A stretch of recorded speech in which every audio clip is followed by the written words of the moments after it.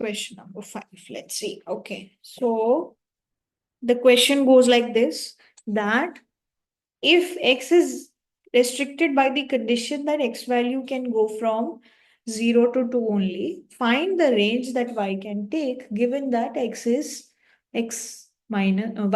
x minus 1 whole square. तो y की value अगर x minus one whole square है और x की वैल्यू 0 से 2 के बीच में ही लाई करेगी, तो आपको फंक्शन की रेंज बतानी है, ठीक है, कि फंक्शन क्या क्या पॉसिबल वैल्यूज लेगा. तो that is what you have to do. So इसको तो आप क्लियरली जो है, अगर आप चाहो, we know this is a parabola, so you can use a diagram also to answer this. So first part में what is happening, y is equals to x minus one whole square, ठीक है, and x की value जो है वो 2 से लेके 0 के बीच में लाई करेगी. तो इसका अगर आप डायग्राम बनाते हो तो it's a parabola, it's a upward parabola.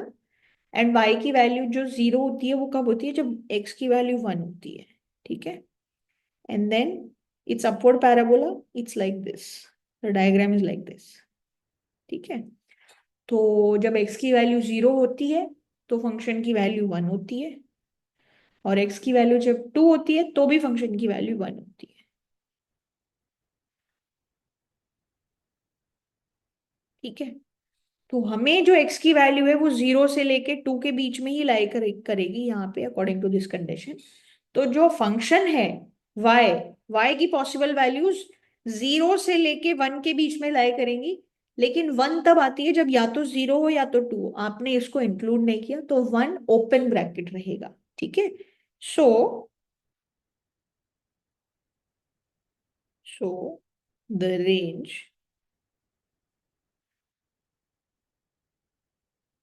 when x is between 2 and 0 is y belongs to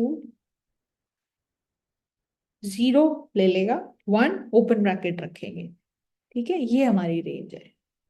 is that okay? So we had to find the range like this. We can use the diagram for this. So this is part number one. Part number one हो गया. Part number two. Part number two क्या बोल रहा है? Show that this function 20x minus 4 minus 4x has exactly one real root. ठीक है. तो आप अगर इस फंक्शन को ध्यान से देखोगे तो यहाँ पे ये जो फंक्शन है, Ma'am, how have we written y belongs to 0 to 1? जब x की वैल्यू 0 से लेके 2 के बीच में लाई करती है तो y वैल्यू 0 से लेके 1 के बीच में ही लाई करती है ना, Okay, ma'am. Like that. And 1 included नहीं है, क्योंकि 1 तब वैल्यू आती है जब या तो x 0 या तो 2. हमारे को दोनों ही वैल्यूज एक्सक्लूड करनी है, ठीक है. That's why. So then ma'am 0 क्यों नहीं exclude किया? 0 वैल्यू आ रही है ना जब x की वैल्यू 1 होती है तो. हाँ ऐसे okay. Okay. So fine. The function is f of x is equals to 20x minus e raise to the power minus 4x, ठीक है. चलो, अब ये जो फंक्शन है ये एक तो लीनियर फंक्शन और एक एक्सपोनेंशियल फंक्शन का कॉम्बिनेशन है. लीनियर फंक्शन भी कॉन्टिन्यूअस होता है, एक्सपोनेंशियल फंक्शन भी हर जगह कॉन्टिन्यूअस होता है. तो दो कॉन्टिन्यूअस फंक्शंस का कॉम्बिनेशन भी कॉन्टिन्यूअस होता है, right. So we have to write all of this, that f x is the difference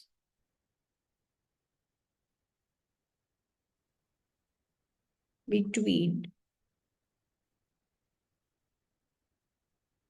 a linear function. It's important to show continuity in this particular example. And an exponential function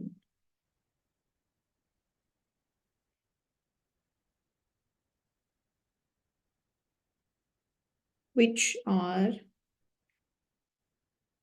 both continuous functions, ठीक है, दोनों ही continuous functions है। Hence हमारा जो F x है that is also continuous,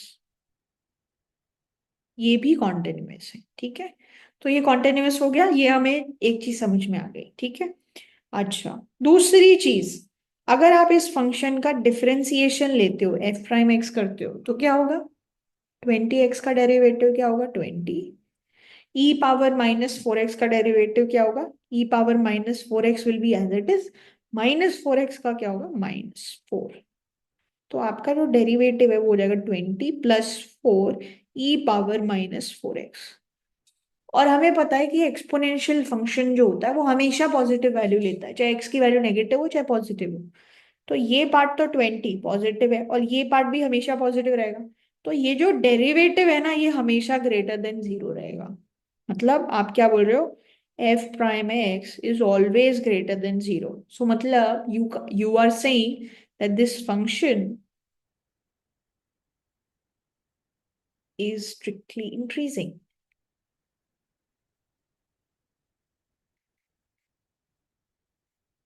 तो ये function पूरा कॉन्टिन्यूस भी है, स्ट्रिक्टली इंक्रीजिंग भी है, ठीक है। अच्छा, अब फॉर एग्जाम्पल, तो where are we hinting to, what are we trying to do? Function को कॉन्टिन्यूस शो कर दिया, स्ट्रिक्टली इंक्रीजिंग शो कर दिया, तो अब हम क्या यूज करेंगे? Intermediate value theorem. कि अगर आप का पूरा फंक्शन कॉन्टिन्यूस है, ठीक है, और वो स्ट्रिक्टली इंक्रीजिंग है, स्ट्रिक्टली डिक्रीजिंग है, तो उसके बीच में सारी पॉसिबल वैल्यूज वो लेता हुआ जाएगा, राइट। सो हम लोग क्या करेंगे? मान लो एफ ऑफ जीरो निकालेंगे, तो एफ ऑफ जीरो की वैल्यू कितनी आ जाएगी? 20 times 0, so that is 0, e power 0 is 1, so basically minus आ गए तो -1 हो जाएगा, राइट। एंड फॉर एग्जाम्पल मान लो यहाँ पे -4x लिखा हुआ है, तो x की वैल्यू अगर 1/4 लें, ठीक है, f ऑफ 1/4, तो क्या हो जाएगा? 20x, तो 20 × 1/4 माइनस ई पावर -4x, x को 1/4 लिख दो। तो ये जो एक्सप्रेशन है ये क्या हो गया? That is 5 minus, this is e power -1, right? So this is actually 5 -1 by e, ठीक है। e जो है, e की वैल्यू अप्रोक्सीमेटली जो है, आप अगर कंसिडर करना चाहो तो दैट इज 2.7 समथिंग, ठीक है। तो e value is approximately 2.7 something. तो 1/2.7 समथिंग अगर आप करोगे तो that is something going to be less than 1 only. ये वाला पार्ट लेस देन 1 ही होगा, राइट, ठीक है। तो ये लेस देन 1 है, तो 5 में से लेस देन 1 कुछ सब्ट्रैक्ट करोगे तो ये नंबर पॉजिटिव ही आएगा, something positive, right. Yes,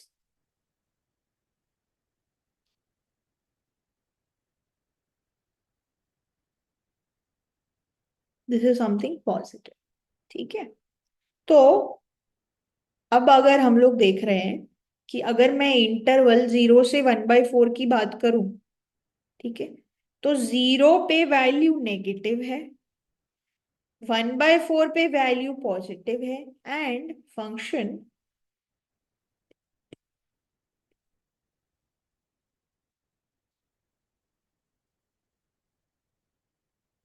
and function is continuous, function continuous है,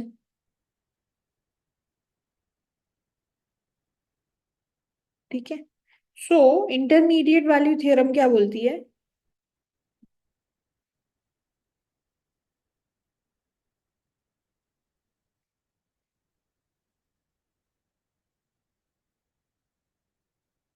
कि आपका कोई ना कोई एक रियल रूट एटलीस्ट होगा। तो इंटरमीडिएट वैल्यू थ्योरम आपको सिर्फ एक इतना जवाब देगी कि एटलीस्ट एक रूट होगा। बट अभी जो हमें प्रूव करना है वो ये है कि इसका एक ही रूट है, exactly one root, that is something extra. So intermediate value theorem क्या बोलेगी? There is at least one root in 0 to 1/4, 0 to 1/4 में एटलीस्ट एक रूट तो होगा, ठीक है। लेकिन अब आपको पता है फंक्शन स्ट्रिक्टली इंक्रीजिंग है, तो अगर वो जहां पे भी एक बार जीरो वैल्यू ले रहा होगा वो वापस वहां पे नहीं जाएगा दोबारा से। तो जैसे मान लो यहाँ पे फंक्शन कोई वैल्यू ले रहा है, ये जीरो वैल्यू आ गई, राइट। तो अगर फंक्शन स्ट्रिक्टली इंक्रीजिंग है तो वो वापस जीरो पे थोड़ी ना आएगा। It's not like it's going to come like this and then have to possible values, right. तो स्ट्रिक्टली इंक्रीजिंग की वजह से आप क्या कह पाते हो कि सिर्फ एक ही यूनिक रूट होगा। एटलीस्ट वाली सिचुएशन भी नहीं रखते हो, आप बोलोगे एक ही रियल रूट रहेगा। Since function is strictly increasing and f of 0 is less than 0 and f of 1/4 is greater than 0, there can only be one intersection. There can only be one intersection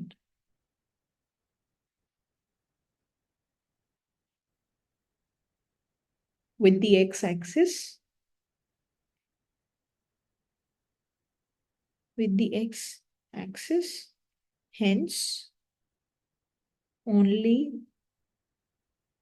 one real root exists. ठीक है? This is the argument that we can give for having only a single root. Okay? I mean, all the questions we can say, if it is strictly increasing or decreasing, we can say that it has one real root Yes. in any question. No, I mean it has to be continuous Yes, ma'am. for sure. और strictly increasing होगा या strictly decreasing होगा, तो वो interval जहां पे एक possible value negative है एक वैल्यू पॉजिटिव है, तो we can say that it will have one real root, only one real root. Okay, ma'am. And ma'am, how have you chosen like 0 and 1/4? This is random.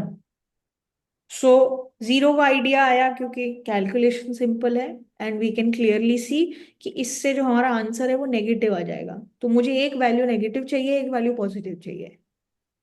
And one तो bye हम कोई भी use कर सकते हैं, anything. जैसे 0 की और 1/2 ले लिया, and if it comes out to be negative, sorry, positive, so we will consider that. The only catch is one value, जो भी आप वैल्यूज पिक करोगे उसमें एक वैल्यू नेगेटिव होनी चाहिए एक value positive. Okay, ma'am. We can choose it randomly. That is your choice, आप रैंडमली चूज करो। हम हमारे को सिर्फ सिंपल मतलब ये है कि एक वैल्यू नेगेटिव आए और एक वैल्यू पॉजिटिव आए, बस। Okay, ma'am. It can be And one, then can what ever. what is the what is the catch of choosing?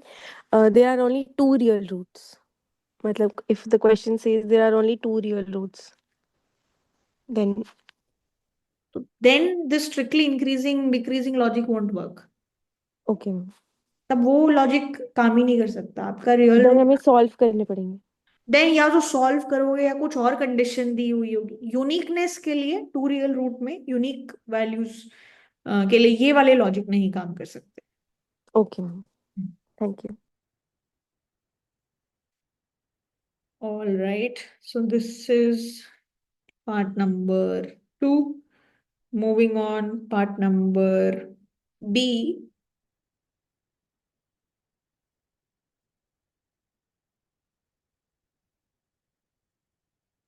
All right, so this is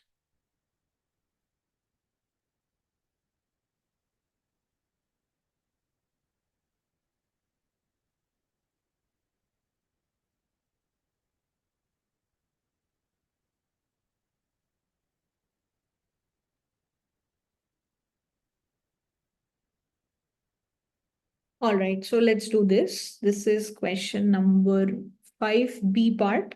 सबसे पहला क्वेश्चन है, show that if f inverse exists, अगर f inverse exist करता है then it is unique.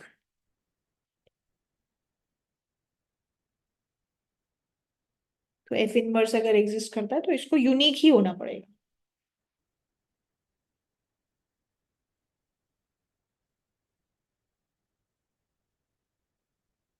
Okay, so let's see how will we prove this. So we'll go by proof by contradiction.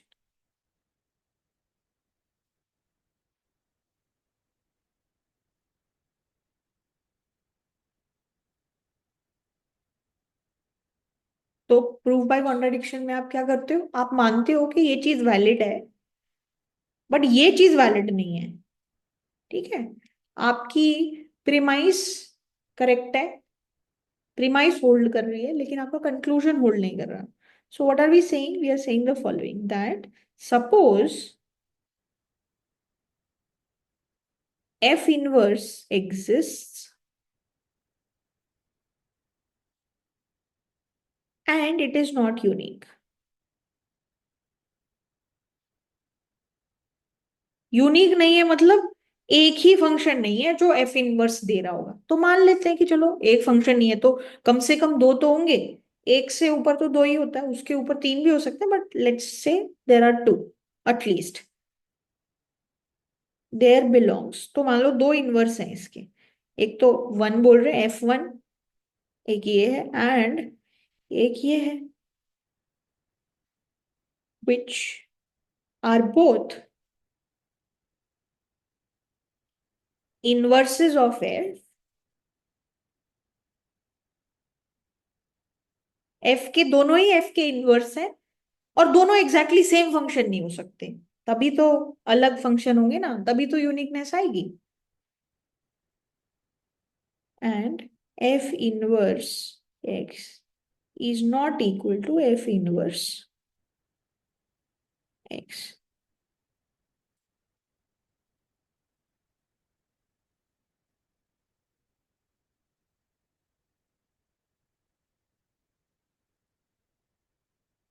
Not exactly the same function.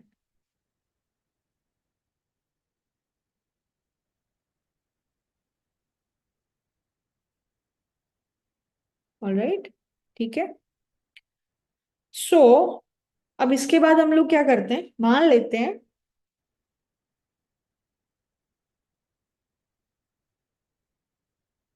अगर ये exactly same functions नहीं है, इसका क्या मतलब है कि अगर इसमें आप एक्स वैल्यूज पुट करोगे, आप इसके अंदर कोई एक वैल्यू पुट करोगे और आप इसके अंदर एक वैल्यू पुट करोगे, तो कोई एक वैल्यू तो एक्स की होनी चाहिए ना जहां पे ये अलग आंसर दें। अगर हर पॉसिबल एक्स वैल्यू के लिए ये सेम आंसर दे देंगे तो ये सेम ही फंक्शन हो जाएंगे।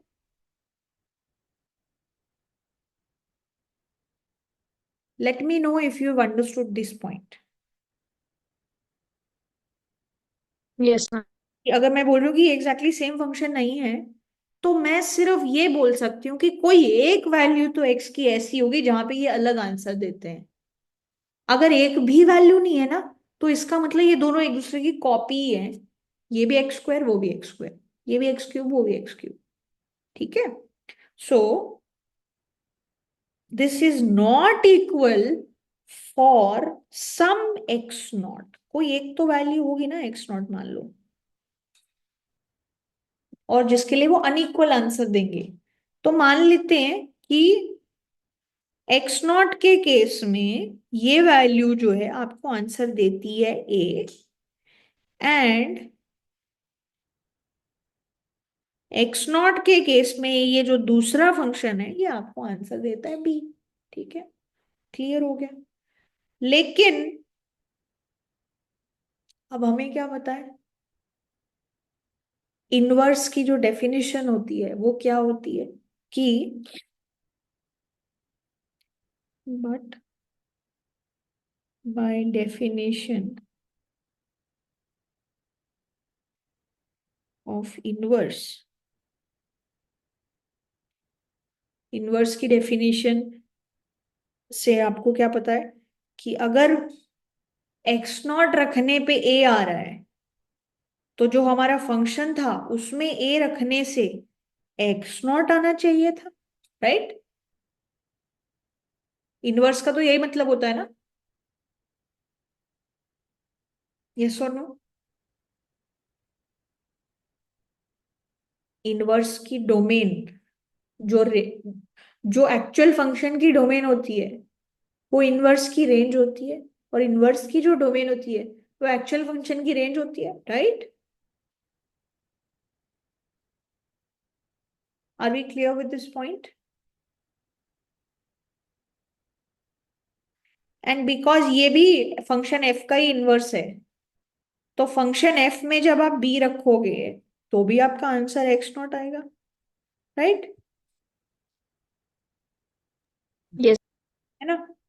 तो इसका मतलब एफ फंक्शन जो है वो 1 to 1 तो नहीं है ना? No. No, it is many-to-1 function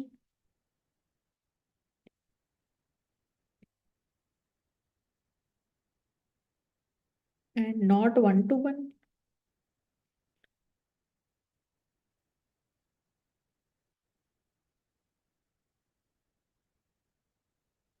तो अगर फंक्शन एफ 1 to 1 नहीं है, many-to-1 है, तो इसका मतलब एफ इनवर्स एग्जिस्ट ही नहीं कर सकता, क्योंकि इनवर्स एग्जिस्ट करने की कंडीशन क्या है? फंक्शन एफ 1 to 1 होना चाहिए, right? This means but F inverse can only exist if f is 1 to 1. But that is not the case here. So our assumption was wrong.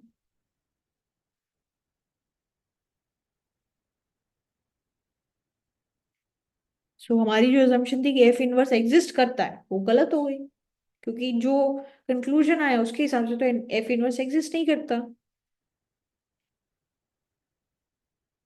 He's violated.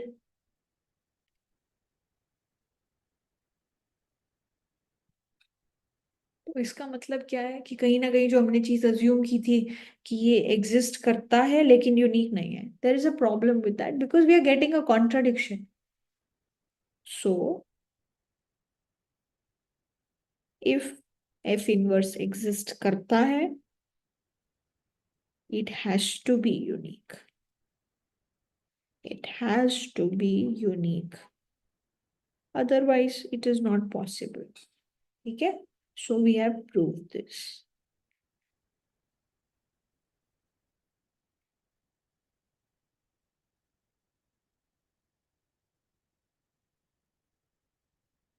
Right? Is that okay? Yes ma'am. Okay. तो इस तरीके से we will proceed by proving this. All right. Okay. So fine. So this is done. F inverse exist करता है तो ये unique है, ये हमने शो कर दिया. दूसरा पार्ट जो है, discuss the continuity of mod x minus mod of x minus 1 in the interval -1 to 2. So I think it is this only. This is the function.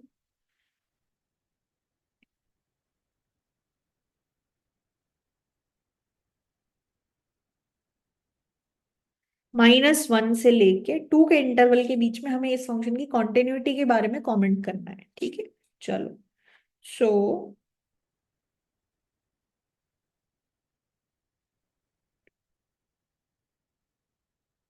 mod of x plus mod of x minus 1, ये हमारा function है.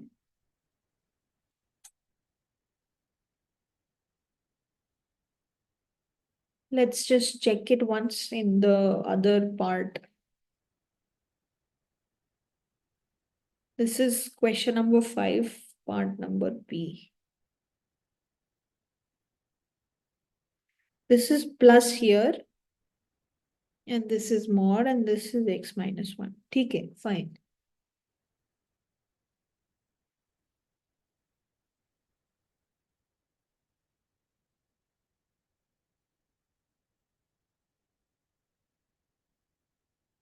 All right. So let's see.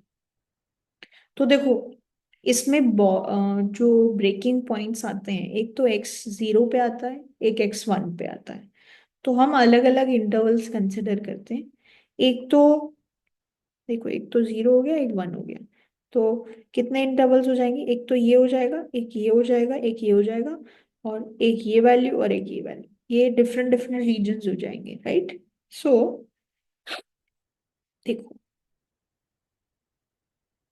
X की value 0 अगर consider करो और x की value 1 consider करो, तो हमें पता है क्या होगा। एक कैटेगरी ये होगी, एक होगी जब एक्स की वैल्यू लेस देन 0 है, एक वैल्यू जब होगी एक्स की वैल्यू 0 से लेके 1 के बीच में है, एक होगा जब एक्स की वैल्यू ग्रेटर देन 1 है। ये पॉसिबल कैटेगरीज होंगी, ठीक है। तो mod of x plus mod of x minus 1, इसकी वैल्यू को क्या होगा इन अलग अलग रीजन्स।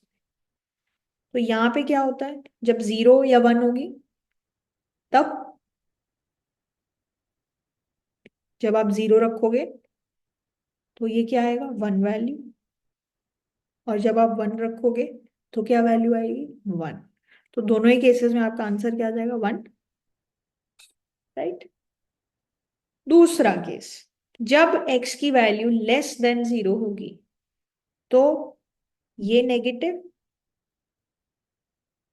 मतलब x नेगेटिव, और x माइनस 1 भी नेगेटिव। तो इसके बाहर आने पे भी नेगेटिव लगेगा, इसके बाहर आने पे भी नेगेटिव लगेगा। तो ये जो एक्सप्रेशन है ये क्या हो जाएगा, माइनस माइनस वन, ये एक्सप्रेशन हो जाएगा। फिर जब x की वैल्यू 0 से लेके 1 के बीच में होगी तो x तो पॉजिटिव रहेगा, लेकिन ये वाला पार्ट नेगेटिव हो जाएगा। और जब x की वैल्यू ग्रेटर देन 1 होगी तो दोनों ही पॉजिटिव होंगे, ये भी पॉजिटिव प्लस x-1, ये ऐसे हो जाएगा। तो अब इसको थोड़ा सा और सिंप्लीफाई कर लो, तो ये क्या हो जाएगा, 1 whenever x is 0 or x is 1, when x is less than 0, this is minus x, तो -2x, एंड यहां पे जो है वी हैव +1, ठीक है, -2x +1। इधर क्या हो जाएगा, x +1, तो यहाँ पे 1 हो जाएगा 0 से 1 के बीच में, और यहाँ पे हो जाएगा 2x-1, x is greater than 1, right. ठीक है, ये आपका फंक्शन हो गया। तो देखो, अब आपके जो पॉइंट ऑफ डिसकंटिन्यूटी हो सकते हैं वो ये हो सकते हैं या ये हो सकते हैं। तो 0 पे देखो, 0 पे फंक्शन वैल्यू क्या है, 1। 0 से छोटी वैल्यू अगर लोगे स्लाइटली, 0 से हल्की सी छोटी वैल्यू लेते हो तो ये वाला नंबर जो है, ये वाला नंबर भी विल टेंड टू 1 ओनली। और 0 से हल्की सी बड़ी वैल्यू लोगे तो भी ये नंबर 1 को ही टेंड करेगा, right. So this particular function is continuous at 0, right? 0 पे फंक्शन वैल्यू 1 है, function value is 1, left hand limit is 1, right hand limit is also 1, and all these three are the same, which is equal to 1. So continuous at 1.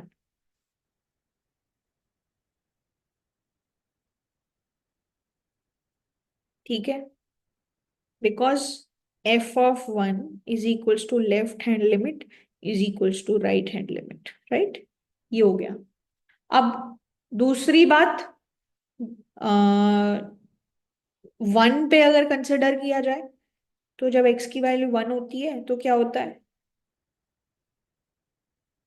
1 पे ये 1 value ले रहा है, 1 पे जब आप यहाँ पे 1 रखते हो तो ये वैल्यू 1 आ रही है, और 1 के लेफ्ट साइड पे ये वैल्यू 1, तो तीनों वैल्यू 1 ही है।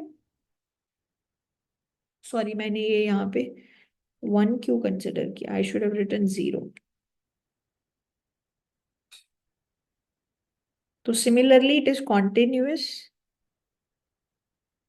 at 1 as well. Why? Because f of 1 is equals to left hand limit is equals to right hand limit.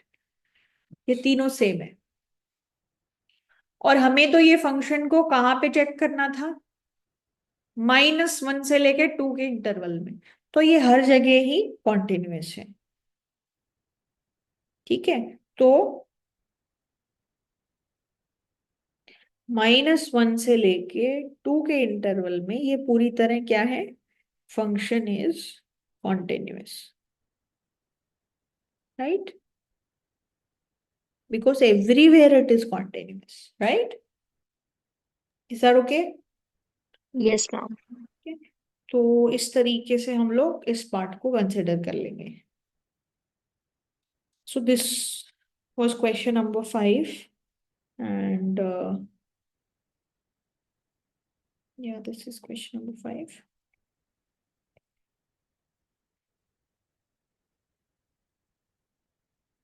Okay, so rest of the question number 6. I know we were supposed to do till question number 6, but we'll do question number 6 in tomorrow's class. Tomorrow also we have the same class at the same time, 1 p.m. So we'll try to do more questions from this particular paper only. Okay? So question number 6 onwards, we'll be doing in tomorrow's class, same time, 1 p.m. Okay. All right, guys. Thank you so much. Okay, ma'am. Thank you. Thank you, ma'am. Thank you, guys. Bye-bye.